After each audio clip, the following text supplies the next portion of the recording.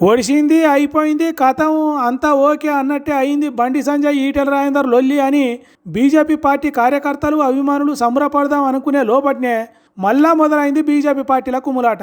ఈసారి ముసుగులో గుద్దులాట కాదు, బాజాప్తా బజారుకు ఎక్కుతాం అన్నట్టే జరుగుతున్నది. సోషల్ మీడియా అనే 3 బజార్ల కాడ లొల్లి. చిన్నగా సిలికి గాలివానై గంగల కొట్టుకోపోయే కాడికే వచ్చేటట్టు కొడుతున్నదట పువ్వు గుర్తు పార్టీ లొల్లి. అటు బండి సంజయ్ ఇటు ఈటెల రాజేందర్ కమలం పువ్వును అటు ఇటు గుంజి రెక్కలు లేని కమలం తొడివనే మిగిల్చేటట్టు కొడుతున్నది కడకాట.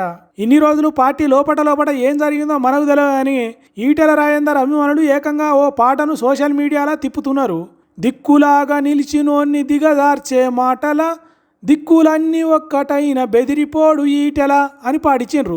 ఇక దానికి అటు బండి సంజయ్ వర్గం ఊకుంటారా? నిన్న మొన్న వచ్చినోనికి నీకే అంత నీలుగుడు ఉంటే మాకెంత ఉండాలరా అన్నట్టు కామెంట్లు పెడుతున్నారు. కమ్యూనిస్టులకు కాషాయానికి వడది, మేమంతా కట్టర్ కాషాయం కార్యకర్తలం, ఇష్టం లేకుంటే వెళ్ళిపో అన్నట్టు బూతు కామెంట్లు కూడా పెడుతున్నారు. అందుకే తెలంగాణలో ఊరందరిది ఒక దారి అయితే ఉలిపి కట్టది ఇంకో దారి అన్నట్టు బీజేపీ పార్టీ ప్రభుత్వం మీద కొట్లాడకుండా వాళ్ళే కొట్లాడుతున్నారు.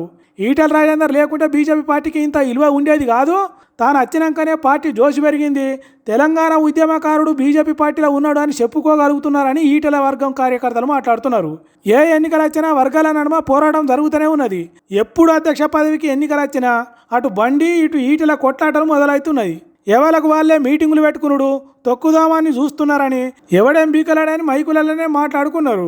అంత చదువుకున్నది ఏం కాదుగా అనుకునే లోపట్నే మళ్ళా మొదలైంది సోషల్ మీడియాలో రచ్చ. రంగిజేడే మంగిజేడే అన్నట్టు 2 వర్గాలు పంతాలకు పోయి తెలంగాణలో పార్టీని చెడగొడుతున్నారు తప్ప బాగు చేసింది ఏమీ లేదు. అందుకే కమలం గుర్తు పార్టీ కార్యకర్తలు కంటికి నిద్ర లేదు అన్నట్టు రంది పడుతున్నారట. ఇట్లా అయితే మా పార్టీ ఎన్నడూ బాగుపడాలి, ఎట్లా ముందడికి పోవాలి అని బాధల మునిగి తేలుతున్నారట. ఏందో ఏమో పోరి బీజేపీలో వర్గ పోరు కొట్లాట. కూటమి సర్కార్ అని కోటలు కట్టే నీతి మాటలు చెప్తున్నారు కానీ వెనుక మరలా గోతులు తవ్వే పనులు చేస్తున్నారట సైకిల్ పార్టీ లీడర్లు. పేదోళ్ళ నోటికాడి పువ్వును ఎత్తగొట్టి లొట్టలు నింపుకునే ఫాల్తు పనులు చేస్తున్నారట. యోగి అన్న చెప్తున్నాడు, పసుపు రంగు పార్టీ వల్ల కథలు ఎంత ముందుకున్నాయో చూడుర్రి.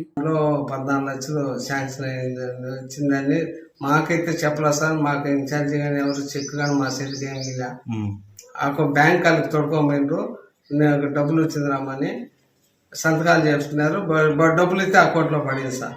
మళ్ళీ 20 నిమిషాల కల్లా 8 లక్షలు కట్ అయిపోయినట్టు వచ్చింది సార్. అప్పుడు నేను అడిగితే ఫలానా వేణుగోపాల్ అకౌంట్లో పడింది అని చెప్పినారు సార్ బ్యాంక్ వాళ్ళు.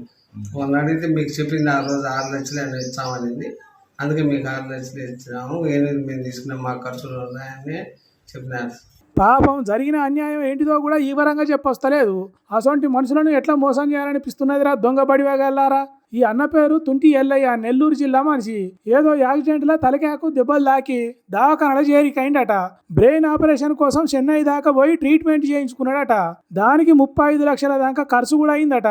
ఇక సీఎం రిలీఫ్ ఫండ్ కోసం అప్లై చేస్తే దానికి 14 లక్షల శాంక్షన్ అయిందట. ఇంకేమున్నది, బెల్లం కాడ ఈగలు ముసురుతాయి కదా, అట్లనే వచ్చిందట తెలుగుదేశం పార్టీ విద్యార్థి సంఘం లీడర్ వేణుగోపాల్ అనేటైనే. బ్యాంకులో పైసలు పడ్డాయని చెప్పి తీసుకుపోయి సంతకం పెట్టించుకొని 14 లక్షలల్లో 8 లక్షలు తన అకౌంట్లకు ట్రాన్స్ఫర్ చేయించుకున్నాడట. అట్టెట్లా మా బాధలు చూడలేక సర్కారు మాకు ఇచ్చిన పైసలు కదా అవి మీరెందుకు తీసుకున్నారని అడిగితే మాకు కూడా ఖర్చులుంటాయి కదా అని చెప్పిండట. అరే వేణుగోపాల్ గా, నీకు ఖర్చులుంటే ఒళ్ళు వంచి కష్టపడు, సంపాదించుకో, చంద్రాలు సార్ను అడిగి ఏదన్నా కొలువు పెట్టించుకో, అంతేగాని పేదోళ్ళకి వచ్చే పైసలను అన్యాయంగా అడ్డగోలుగా తీసుకున్నాడేంద్రా? నువ్వు మనిషివేనారా పేదోళ్ళ నోటికాడి ముద్ద తినటానికి? వాళ్ళ ఎంగిలి కూడు మింగేతానికి నీకు సిగ్గుశరం ఎందుకు అనిపిస్తలేదురా? ₹1 కాదు, ₹2 కాదు, 8 లక్షలు ఖర్చుల పేరు మీద తీసుకుంటాడు ఎవడన్నా? ఇక మీ కూటమి సర్కారు పేదోళ్లకు చేస్తున్న న్యాయం ఎక్కడున్నదిరా? ఒకవేళ సర్కారు చేసిన గద్దల తిరిగి వచ్చి తను కొనిపోతున్నారు. మా సర్కార్కే చెడ్డ పేరు వస్తుందనే సోయి కూడా లేకుంటే ఎట్లరా? ఇజ్జత్ లేనోడా, ఇలువ తక్కువడా, బట్టెబాజుగా, బడివేగా, పనికిరాని ఫాల్తు గాని పొట్టు తిడుతున్నారట ఈ ముచ్చట తెలిసిన ఏపీ జనాలు.